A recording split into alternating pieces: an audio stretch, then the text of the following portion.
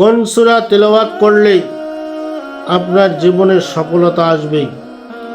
সূরা মুলুক যদি তেলাওয়াত করেন আপনার কবরে আযাব হবে না। সূরা আল হাসর যদি তেলাওয়াত করেন আপনি অবশ্যই জান্নাতে যাবেন। সূরা ওয়াকিয়া যদি তেলাওয়াত করেন আপনার সংসারের দারিদ্রতা দূর হবে।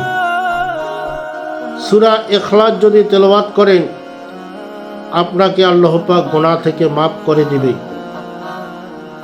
সূরা আল ওয়াকিয়া যদি তেলাওয়াত করেন আপনার রোজগারে রুজি বৃদ্ধি করে দেবেন। সূরা নাজ ও সূরা ফালাক যদি তেলাওয়াত করেন